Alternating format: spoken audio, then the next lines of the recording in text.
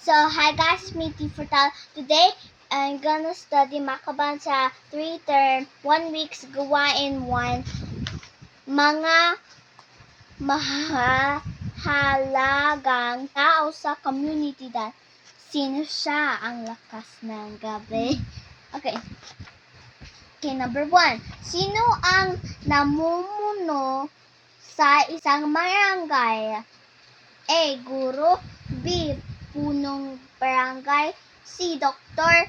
D. Magsasaka. What is magsasaka? Tama.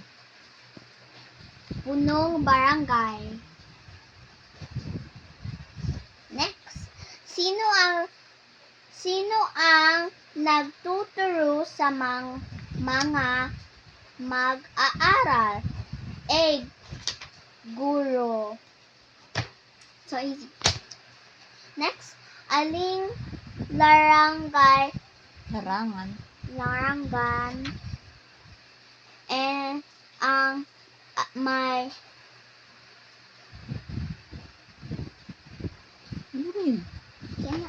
hamukan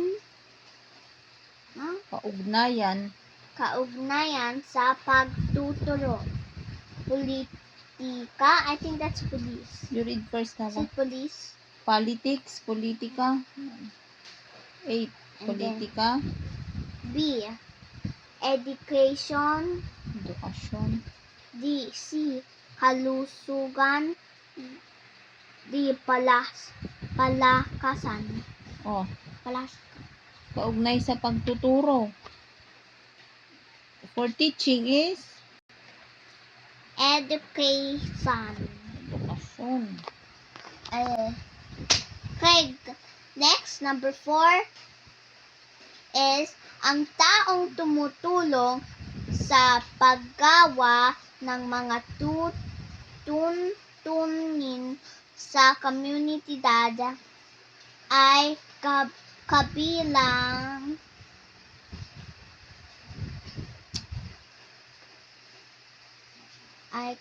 sa anong larangan?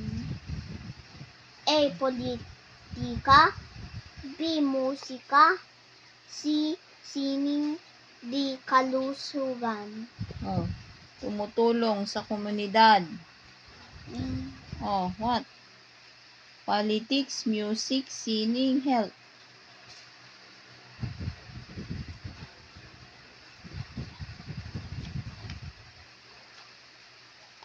What does singing means? Sining.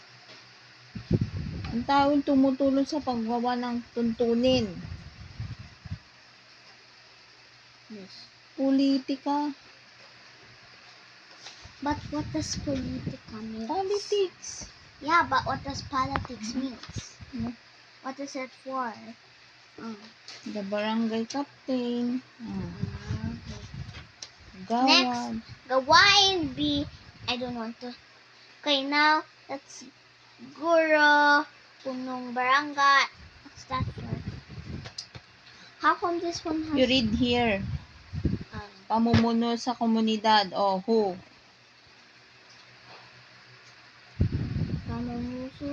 Pamumuno. No.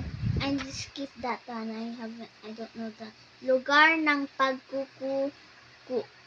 pagkatuto. Oh. Where will you learn? School. Oh, school. Where is school there? Paaralan. So it is here. Next, let me just check it. Next, C. Nagtuturo sa bata. Guro.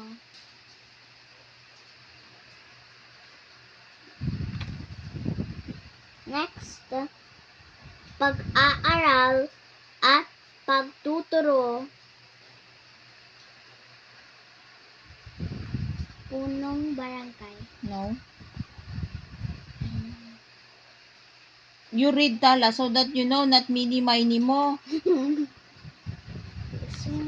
Wait.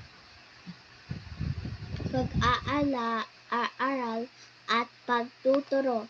Education. Oh. Learning. D. Okay, next. Two more. Then I'm done. That's gonna be the last. Paglin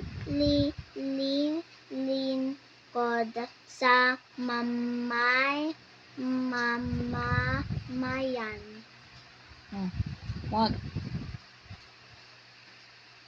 You read. You read. What's your answer?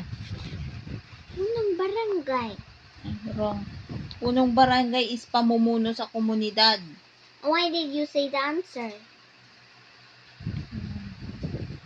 Which one did I choose?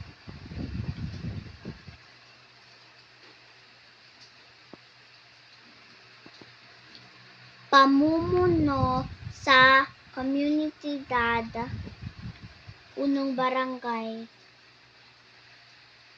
Dan. A, B,